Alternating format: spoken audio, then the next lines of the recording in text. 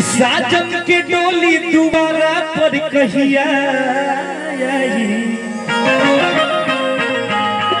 कि हर दुल्हन के बारात के इंतजार होला। दीपक भाई कहत रहतो का कहता कि बताब तू कहिया अरे मुलाकात हो कि बताब तू कहिया आज मुलाकात हो मोहब्बत के तहिए शुरुआत हो मोहब्बत के तहिए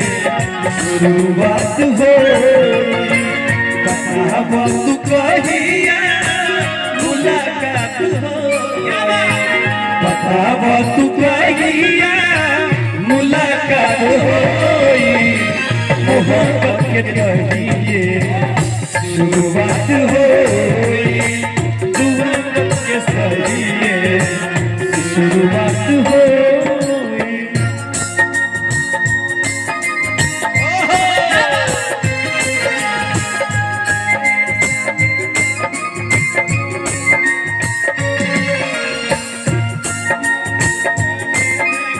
हो गया हमने तुमको देखा कि कुछ हो गया कुछ हो गया कुछ हो गया कुछ हो गया मेरी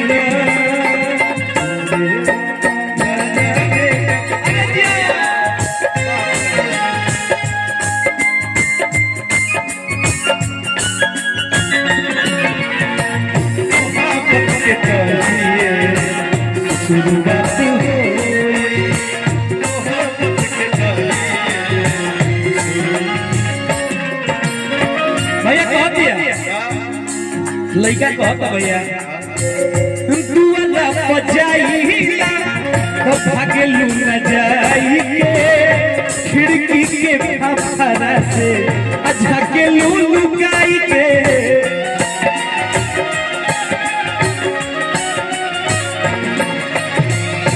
दुआला बजाइला तो भागलू न जाई के खिड़की के फाफरा से झाकेलू लुकाई के और का बात कह मिलन के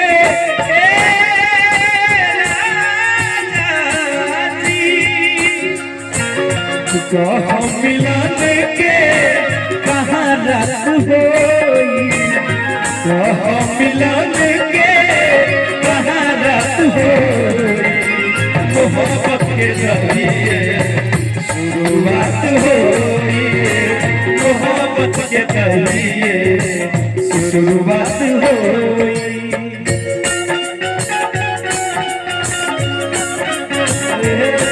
पूरा रस्सियों के अंग टूटा है राजा सताला ए राजा सताला ए राजा सताला देह से पानी छूटा ए राजा सताला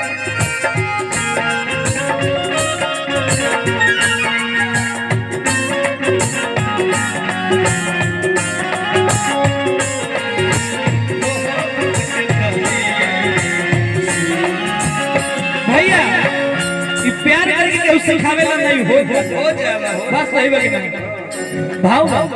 राम के बनावल प्यार केहू न सिखावेला जवानी यार प्यार आयो अपने से आवेला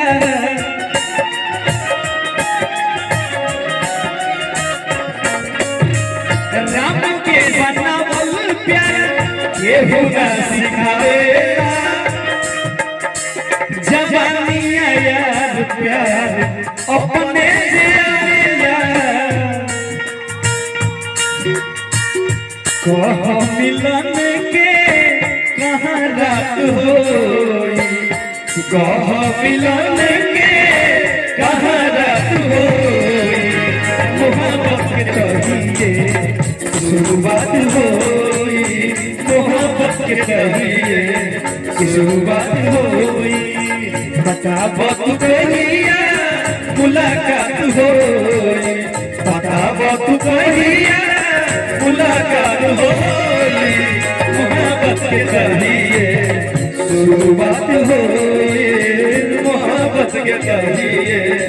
शुरुआत होई मोहब्बत के कहिए शुरुआत होई